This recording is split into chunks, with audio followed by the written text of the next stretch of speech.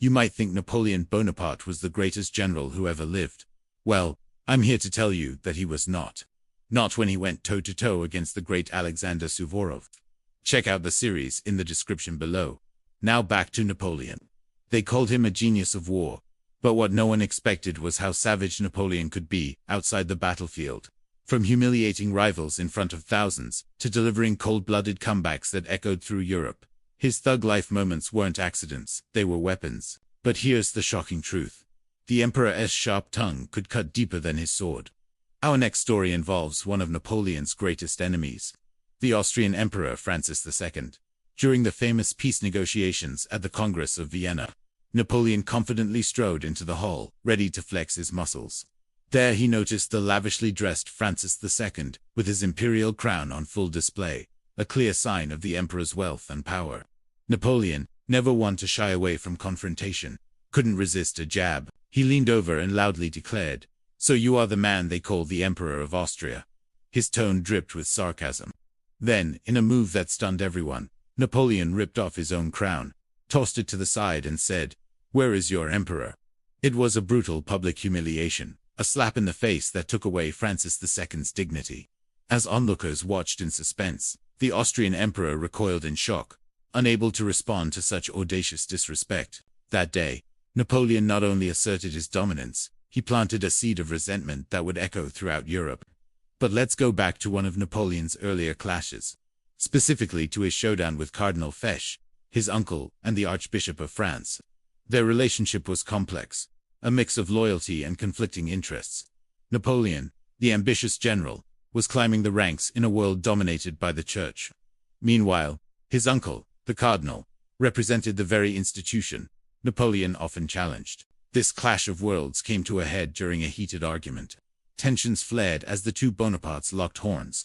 Suddenly, Cardinal Fesch raised his voice and shouted, "I am the nephew of Letitia, whom your father married." He thought he had struck a blow, highlighting his family ties as a way to shame Napoleon. But little did he know that Napoleon was prepared with a cutting response. Without missing a beat, Napoleon retorted, "And I am the son of your sister." The room fell silent. Napoleon had turned the tables, reminding everyone that he, too, had family roots. In that moment, he showed how his mind worked. Instead of letting his uncle use family ties to manipulate him, Napoleon flipped the script and used the same tactic to his advantage. Now, for something truly bizarre, we shift to Napoleon's encounter with the royal Swedish envoy, Baroness de Stael von Holstein. The year was 1809, and Napoleon was at the height of his power. The French emperor was hosting a reception, an event that should have been filled with diplomacy and decorum. But Napoleon had other plans. Amidst the mingling diplomats, he spotted the Baroness, a woman known for her wit and charm. He wanted to humiliate her, and he chose a peculiar way to do it. Napoleon walked up to the Baroness, looked her up and down, and deadpanned, "So you are the ugliest woman I have ever seen." The audacity of the statement shocked everyone. It was not just a rude comment. It was a deliberate attempt to embarrass her. But the Baroness was not one to back down. She responded with a quick, "No, you are wrong.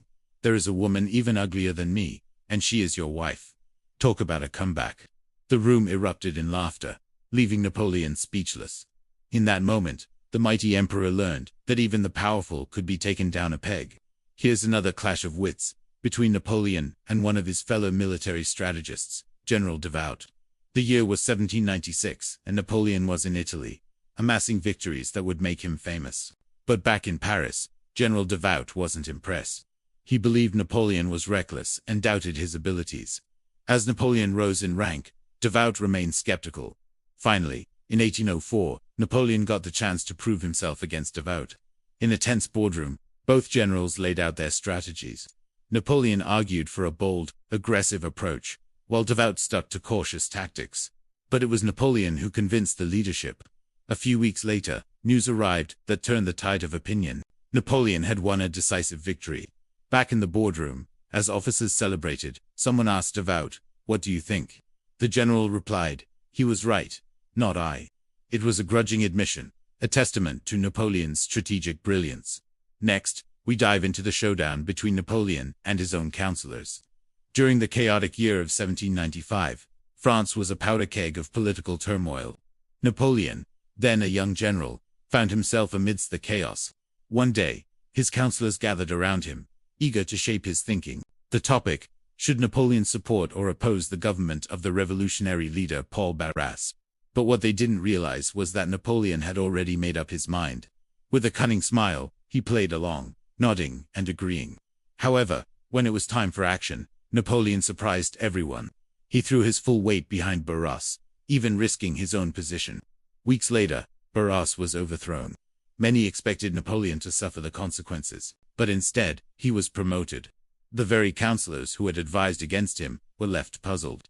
Napoleon had outsmarted them, proving that sometimes the best strategy is to play the game while controlling it. Next, we shift to the diplomatic arena, where Napoleon squared off against no less than Queen Isabella of Spain. The year was 1808, and Napoleon was desperate to secure alliances against his enemies. One crucial ally, Spain, but negotiations were stalled, and Napoleon needed a breakthrough. Enter Queen Isabella, the widow of King Charles II. Napoleon decided to use reverse psychology to get what he wanted. He sent a letter offering her a marriage proposal, knowing that she was already seeing another suitor. Intrigued, Isabella played along. She accepted Napoleon's proposal, but soon broke the engagement, claiming that she had accepted another offer. Napoleon, though surprised, had anticipated this move. He had engineered the whole scenario to force Isabella's hand. With the public announcement of the broken engagement, Napoleon had successfully turned the tables. Instead of getting rejected outright, he had secured an advantage. Few could match Napoleon's strategic brilliance, especially when it came to manipulating his rivals. Finally, we come to Napoleon's epic battle of wits, with Cardinal Ercole Consalvi, a high-ranking member of the Papal States. In the annals of history, Napoleon infamously declared himself first consul of the French Republic, an act that infuriated the conservative church hierarchy. But no one was more incensed than Cardinal Consalvi.